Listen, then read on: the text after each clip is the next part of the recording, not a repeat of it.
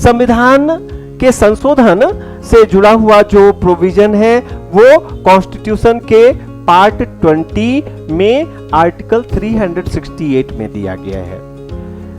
Article 368 में यानी अनुच्छेद 368 में टोटल 5 सबसेक्शंस हैं, कुल 5 खंड हैं जिनको ऐसे लिखा जाता है 368(1), 368(2), 368(3), 368(4) एंड 368(5). इन्हीं 5 उपबंधों में, इन्हीं 5 प्रोविजंस में पूरे कॉन्स्टिट्यूशन को अमेंड करने की यानी पूरे संविधान को संशोधित करने की प्रक्रिया बताई गई है। कॉन्स्टिट्यूशन के अमेंडमेंट से जुड़ी हुई कुछ खास बातें ऐसी हैं। सबसे पहली बात तो ये है कि भाई कॉन्स्टिट्यूशन में जो अमेंडमेंट किया जाता है उसके लिए बिल लाना पड़ता है। विदाउट बिल यानी बिना विधेयक के संविधान में किसी भी तरह का संशोधन नहीं किया जा सकता है। इसका मतलब ये हो गया कि संविधान में संशोधन करने की ताकत किसके पास है? तो संविधान में संशोधन करने की ताकत न तो राष्ट्रपति के पास है न प्रधानमंत्री के पास है। संविधान में संशोधन करने की ताकत किसके पास है? संसद के पास है। अब संसद के 2 सदन होते हैं, एक होता है लोकसभा और एक होती है राज्यसभा। राज्यसभा को अपर हाउस भी कहते हैं, लोकसभा को लोअर हाउस कहते हैं। कॉन्स्टिट्यूशन में अमेंडमेंट करने के लिए जो बिल लाया जाता है that may be introduce either in upper house और इन लोअर हाउस, या तो लोकसभा में इंट्रोड्यूस किया जा सकता है उसे या राज्यसभा में इंट्रोड्यूस यानी किसी भी सदन में इंट्रोड्यूस किया जा सकता है। एक और बात कि दोनों ही हाउसेस से सेपरेटली का मतलब कि यहां पर कोई ज्वाइंट सेशन, संयुक्त अधिवेशन दोनों सदनों का नहीं बुलाया जा सकता। सेपरेटली यहां से स्पेशल मेजॉरिटी से और यहां से यानी लोकसभा से भी विशेष बहुमत से और राज्यसभा से भी विशेष बहुमत से। विशेष बहुमत का मतलब क्या हो गया? विशेष बहुमत में 2 बातें होती हैं। पहली बात तो ये होती है कि more than half of total members of house, यानी सदन के कुल सदस्यों के आधे से अधिक, एंड तथा 2/3 of present and voting members, यानी उपस्थित और मतदान करने वाले सदस्यों के 2 तिहाई बहुमत से पारित होना चाहिए। क्या? दोनों शर्तें एक साथ, more than half of total membership and 2/3 of present and voting members से ये विधेयक पास होना चाहिए। दोनों ही सदनों से अलग अलग, यानी ज्वाइंट सेशन नहीं बुलाया जा सकता है।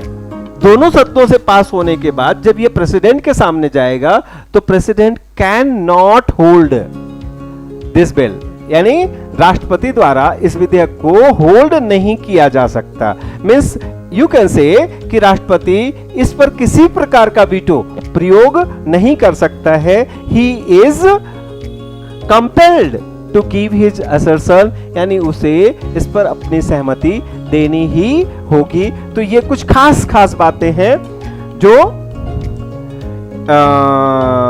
इस बिल से संबंधित हैं। अब हम देखते हैं कि संविधान संशोधन करने के तरीके। संविधान संशोधन 3 तरीके से किया जा सकता है, जिसमें पहला तरीका है, मैं यहां बताऊं तो पहला तरीका है साधारण बहुमत द्वारा। साधारण बहुमत द्वारा जो संविधान के कुछ अनुच्छेद यानी सिंपल मेजॉरिटी से, सिंपल मेजॉरिटी का मतलब क्या हो गया? सिंपल मेजॉरिटी का मतलब हो गया more than half of present and voting, यानी जो उपस्थित सदस्य हैं और मतदान करने वाले सदस्य हैं उनके आधे से अधिक के बहुमत से कुछ अनुच्छेदों में बदलाव हो सकता है। यहां ध्यान रखने वाली बात यह है कि ये वाला जो प्रोसेस है, यानी इस कैटेगरी में जितने अनुच्छेद आते हैं कुल 3 अनुच्छेद आते हैं, यानी इस तरीके से साधारण बहुमत से संविधान के 3 आर्टिकल्स में चेंज किया जा सकता है। लेकिन वो प्रोसीजर जो है वो 368 में नहीं बताई गई है, वो प्रोसीजर उन्हीं आर्टिकल्स में ही डिफाइन कर दी गई है मतलब आर्टिकल में जहां लिखा गया वहीं लिख दिया गया कि साधारण बहुमत से ये किया जा सकेगा। ओके, दूसरा होता है कि special majority of parliament. Parliament का मतलब होता है लोकसभा, राज्यसभा और राष्ट्रपति। इनके विशेष, तो राष्ट्रपति का तो क्या बहुमत होगा, यानी कोई विधेयक लोकसभा में विशेष बहुमत से। जब विशेष बहुमत की बात करता हूं तो एक बार फिर रिपीट कर दे रहा हूं, क्या more than half of total membership and 2/3 of present and voting which ever is more, यानी कुल सदस्य संख्या के आधे से अधिक और उपस्थित और मतदान करने वाले सदस्यों की सदस्य संख्या के 2/3 बहुमत से पास होना चाहिए। और ये बात बताई गई है आर्टिकल 368(1) में। और इसके बाद कुछ अनुच्छेद भारतीय संविधान के ऐसे हैं जिनका चरित्र संघीय है, संघीय चरित्र वाले, यानी जिनका ताल्लुक केंद्र के साथ साथ राज्यों से भी है, जो राज्यों के ढांचे को भी प्रभावित करते हैं, राज्य सरकार की शक्तियों को भी प्रभावित करते हैं। ऐसे जो अनुच्छेद हैं उनमें संशोधन करने के लिए इस स्पेशल मेजॉरिटी के अलावा आधे से अधिक, more than half of state legislative assembly, आधे से अधिक राज्य विधान सभाओं द्वारा भी बिल अप्रूव होना चाहिए, यानी विधेयक को अनुमोदन मिलना चाहिए। यह कहा गया है आर्टिकल 368(2) में, अनुच्छेद 368(2) में। अब देखें साधारण बहुमत से कौन कौन से संविधान में संशोधन किया जा सकता है या क्या क्या किया जा सकता है। तो साधारण बहुमत से राज्यों का निर्माण किया जा सकता है। जब कभी भी आप नए राज्य का निर्माण करोगे, मान लीजिए कोई एक राज्य ए है और इस राज्य को काटकर एक नया स्टेट बी बनाया गया, तो संविधान में कहां बदलाव होगा, तो आर्टिकल में शेड्यूल 1 है, अनुसूची 1 है जिसमें राज्यों के नाम दिए गए हैं, और शेड्यूल 4 है जिसमें राज्यों की राज्यसभा में कितनी सीट होगी, यानी राज्यसभा में राज्यों की राज्यसभा सीटों का आवंटन दिया गया है शेड्यूल 4 में, वहां चेंज होगा। लेकिन उन दोनों जगह चेंज करने के लिए अलग से कॉन्स्टिट्यूशन अमेंडमेंट बिल लाने की जरूरत नहीं होगी। जैसे ही स्टेट रीऑर्गेनाइजेशन बिल पास होगा उस स्टेट का, उसके साथ ही शेड्यूल 1 एंड शेड्यूल 4 चेंज हो जाएगा। ये तब हर इस केस में होगा जैसे राज्य का नाम बदला जाता है, राज्य की सीमा बदली जाती है, राज्य का क्षेत्र बदला जाता है। Second is article 169। इस अनुच्छेद में क्या है, आर्टिकल 169 में राज्यों में जो अपर हाउस के गठन की बात की गई है। एज यू नो, जैसा कि आप जानते हो कि वर्तमान समय में यूपी 1, बिहार 2, यूपी हो गया, बिहार हो गया, इसके बाद महाराष्ट्र 3, कर्नाटका 4, आंध्र प्रदेश 5 और तेलंगाना 6। ये 6 स्टेट में विधान परिषद है। ओके, यानी इन 6 स्टेट्स में जो स्टेट लेजिस्लेचर है, राज्य विधानमंडल है, दैट इज बाइकैमरल, द्विसदनीय है। लोअर हाउस को स्टेट लेजिस्लेटिव असेंबली कहते हैं और अपर हाउस को लेजिस्लेटिव काउंसिल बोलते हैं। ओके, इन 6 स्टेट्स के अलावा अगर किसी स्टेट में ये लेजिस्लेटिव काउंसिल बनानी हो या जिन 6 स्टेट्स में है उनमें से किसी स्टेट में से लेजिस्लेटिव काउंसिल खत्म करनी हो, उसकी उपयोगिता समाप्त हो गई हो, उसे निरसित करना हो, उसका उन्मूलन करना हो, तो ऐसा किया जाएगा। ये कहा गया है 169 में। और ये कार्य भी साधारण बहुमत से किया जा सकता है, बशर्ते कि ये प्रस्ताव ऐसा करने का, यानी विधान परिषद को बनाने या विधान परिषद को समाप्त करने का जो प्रपोजल है, प्रपोजल बार बार मैं बोलता हूं, रिजोल्यूशन स्टेट लेजिस्लेटिव असेंबली के 2/3 मेजॉरिटी से आया हो, यानी 2/3 बहुमत से आया हो, ऐसी स्थिति में यह काम किया जा सकता है। इसके बाद आर्टिकल 339A है, ये बात मैं आपको बता चुका हूं। कुछ संघशासित क्षेत्र जैसे कि जम्मू एंड कश्मीर है, यूनियन टेरिटरी, और इसके अलावा पौंडीचेरी है, वहां के लिए अलग स्थानीय विधानमंडल या विधान मंत्री परिषद दोनों के सृजन से संबंधित है। ओके, इस आर्टिकल में कोई चेंज करना हो तो स्पेशल मेजॉरिटी की जरूरत नहीं होती, सिंपल मेजॉरिटी से ये हो सकता है। अब जैसा मैंने आपको बताया कि हमारा आर्टिकल 368 1 यहां से शुरू होता है। इसमें कैसे संशोधन होगा वो आने आपको बता दिया कि टोटल मेंबरशिप का more than half and 2/3 of present and voting members. Okay, तो इसमें कौन कौन से अनुच्छेद आते हैं? तो भाई इसमें वो सारे अनुच्छेद आते हैं जो 268(2) डील नहीं करता है। तो हमें ये जानने की बजाय 268(2) देखना होगा। इसमें भी वही चीज है, special majority of both the houses, यानी दोनों सदनों का में विशेष बहुमत and more than half states से अप्रूवल, यानी मोर देन हाफ स्टेट की जो लेजिस्लेटिव असेंबलीज होती है, विधानसभाएं होती हैं, वहां से अप्रूवल चाहिए। ठीक है, तो इसमें कौन कौन से आते हैं ये इंपॉर्टेंट है। अगर राष्ट्रपति के निर्वाचन में कोई, यानी इलेक्शन ऑफ प्रेसिडेंट में कोई चेंज करना है आर्टिकल 54 में, तो ये इस तरीके से किया जाएगा। आर्टिकल 55 में ये तरीका अपनाया जाएगा। आर्टिकल 73 यानी संघ की कार्यपालिका शक्ति का विस्तार किया जा रहा है, तब ये तरीका अपनाया जाएगा। आर्टिकल 162 यानी राज्य की कार्यपालिका शक्ति का विस्तार, तब ये तरीका अपनाया जाएगा। संघ शासित क्षेत्रों की न्यायपालिका आर्टिकल 241 आर्टिकल 241 संघ शासित क्षेत्रों के लिए न्यायपालिका, जो हमारे यूनियन टेरिटरीज हैं, उनकी जुडिशरी से संबंधित कोई चेंज हो तब ये तरीका अपनाया जाएगा। इसके अलावा आर्टिकल 279 ये जीएसटी काउंसिल है, इसमें कोई चेंज करना हो, काउंसिल में कोई चेंज करना हो, तब ये तरीका अपनाया जाएगा। भाग 5 के अध्याय 4 यानी संघीय न्यायालय, जो हमारा फेडरल कोर्ट है, सुप्रीम कोर्ट है, उसमें कोई चेंज करना हो तो ये तरीका अपनाया जाएगा। भाग 6 के अध्याय 5 राज्यों में उच्च न्यायालय, जो हमारे स्टेट में हाई कोर्ट्स हैं, उनमें कोई चेंज करना हो तब ये तरीका अपनाया जाएगा।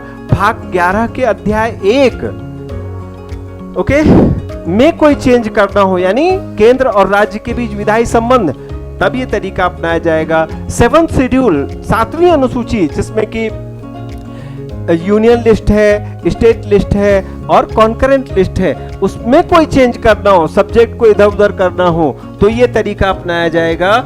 और संसद में राज्यों का प्रतिनिधित्व, संसद में यानी राज्यसभा में और लोकसभा में, तो खैर लोकसभा में राज्यों का क्या प्रतिनिधित्व होगा ये तो कॉन्स्टिट्यूशन में दिया नहीं गया है, लेकिन राज्यसभा में सीट्स का अलॉटमेंट स्टेट वाइज किया गया है शेड्यूल 4 में। तो अगर वहां कोई चेंज करना है, शेड्यूल राज्यों के प्रतिनिधित्व में कोई बदलाव करना है, तो ये तरीका अपनाया जाएगा। और इस अनुच्छेद के उपबंध में यानी आर्टिकल 368 अनुच्छेद 368 में, यानी इस आर्टिकल में ही कोई चेंज करना हो तब ये तरीका अपनाना पड़ेगा। बाकी ओके, इन आर्टिकल्स 1, 2, 3, 4, 5, 6, 7, 8, 9, 10, 11, 12 इन 12 सब्जेक्ट्स को छोड़ दिया जाए तो बाकी सभी मामलों में आर्टिकल 368(1) ही अप्लाई होगा। यानी स्पेशल मेजॉरिटी लोकसभा से, स्पेशल मेजॉरिटी राज्यसभा से, इसके बाद राष्ट्रपति के पास जाएगा और जैसे ही राष्ट्रपति उस पर अपने सिग्नेचर करेगा, यानी राष्ट्रपति उस पर अपनी सहमति देगा, तुरंत संशोधन हो जाएगा। आर्टिकल 368(3) क्या कहता है? तो सबसे पहली बात तो इसे 24th अमेंडमेंट द्वारा 1971 में 1971 में श्रीमती इंदिरा गांधी की गवर्नमेंट थी, श्रीमती इंदिरा गांधी गवर्नमेंट द्वारा जोड़ा गया। इसमें कहा गया है कि अनुच्छेद 13 की कोई बात इस पर लागू नहीं होती है।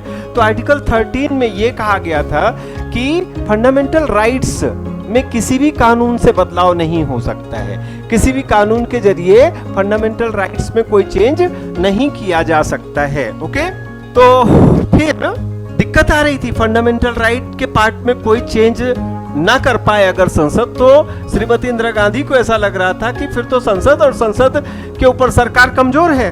तो उन्होंने इसमें लिख दी कि भाई आर्टिकल 13 की कोई बात आर्टिकल 368 यानी कॉन्स्टिट्यूशन अमेंडमेंट की प्रोसीजर पर लागू नहीं होती है। इसका मतलब ये हो गया कि भारत की संसद को अनन्य शक्तियां हैं भारतीय संविधान के, यानी एक्सक्लूसिव पावर्स हैं कॉन्स्टिट्यूशन ऑफ इंडिया के एनी पार्ट में, किसी भी भाग में, including preamble and including part 3 यानी मौलिक अधिकारों के भाग में भी संशोधन करने का अधिकार है। आर्टिकल 368(4) ये जो आर्टिकल है, ये आर्टिकल 42nd अमेंडमेंट द्वारा जोड़ा गया, यानी 42वें संविधान संशोधन द्वारा जोड़ा गया। इसमें इसका क्या कहा गया कि संविधान का कोई संशोधन किसी भी न्यायालय में विचारणीय नहीं होगा। इसका मतलब क्या हुआ कि अगर पार्लियामेंट कॉन्स्टिट्यूशन में कोई अमेंडमेंट कर देती है तो that can not be question in supreme court, यानी उसे सर्वोच्च न्यायालय में उस पर प्रश्न चिन्ह नहीं उठाया जा सकता है, यानी उसके खिलाफ कोई व्यक्ति सुप्रीम कोर्ट में नहीं जा सकता। इसको अभी रहने दीजिए ऐसे ही, और आर्टिकल 368(5) देख लेते हैं। इस आर्टिकल में क्या कहा गया है कि संविधान के बंधों का परिवर्तन या निरसन के रूप में संशोधन करने के लिए संसद की विधायी शक्तियां किसी भी प्रकार के निर्बंधन के अधीन नहीं होंगी। इसका मतलब सिंपल सा, इस जटिल सी भाषा का मतलब ये है कि 368(5) क्या कह रहा है, क्लॉज 5 क्या कह रहा है कि संविधान में किसी भी तरह का चेंज करने, किसी भी तरह का चेंज मतलब कुछ जोड़ने, कुछ घटाने या किसी भी आर्टिकल को खत्म करने, किसी भाग को खत्म करने की जो पार्लियामेंट की पावर होगी वो अनलिमिटेड होगी, अनन्य होगी, उस पर किसी भी तरह का कोई बंधन नहीं हो सकता है। ये बात भी 42nd अमेंडमेंट के थ्रू श्रीमती इंदिरा गांधी कहलवा रही हैं। ओके, कि सरकार जिसका कि संसद में बहुमत है, विशेष बहुमत है, वो कुछ भी कर सकता है, कॉन्स्टिट्यूशन में कैसा भी चेंज कर सकता है। फिर क्या हुआ भाई, मैंने क्यों कहा 368(4) और 368(5) आपको थोड़ा सा रुकना होगा, क्योंकि इसे रोक दिया गया, इन दोनों आर्टिकल्स के का इफेक्ट खत्म कर दिया गया सुप्रीम कोर्ट द्वारा मिनर्वा मिल बनाम भारत संघ के केस में। Minerva mill versus union of India, ये 1980 में एक केस आया, 1980 में एक ये मामला आया, और इस मामले में सुनवाई करते हुए सुप्रीम कोर्ट ने कहा कि 368(4) और 368(5) ये दोनों अवैधानिक हैं, अनकॉन्स्टिट्यूशनल हैं, इलीगल हैं। क्यों? क्योंकि ये संविधान का जो मूल ढांचा होता है, जो बेसिक स्ट्रक्चर ऑफ कॉन्स्टिट्यूशन होता है, ये उसे डिस्ट्रॉय कर रहे हैं। ओके, तो मेरे ख्याल से कॉन्स्टिट्यूशन अमेंडमेंट से रिलेटेड सारी बातें आपको समझ में आ गई होंगी। कहने का मतलब ये हो गया कि अगर अभी हम देखें तो आर्टिकल 368(1), 2 और 3 यही प्रभावी है। 4, 5 पर आप विचार मत करना, कॉन्स्टिट्यूशन में लिखा हुआ है, लेकिन सुप्रीम कोर्ट द्वारा उसके प्रभाव को नल कर दिया गया है, शून्य कर दिया गया है। ओके, तो मुझे उम्मीद है आपको ये वीडियो पसंद आया होगा। अगर आपको ये वीडियो पसंद आया हो तो इस वीडियो को लाइक करें। हमारे चैनल को अगर आपने अभी तक सब्सक्राइब नहीं किया हुआ हो तो उसको सब्सक्राइब करें, और ज़्यादा से ज़्यादा लोगों तक इसे शेयर करके हमारा मनोबल बढ़ाने में हमारी मदद करें। जय हिंद, जय भारत। अगले वीडियो में हम ऐसे ही रोचक और ज्ञानवर्धक तथ्यों के साथ आपसे फिर से मिलेंगे। तब तक के लिए इजाज़त दीजिए।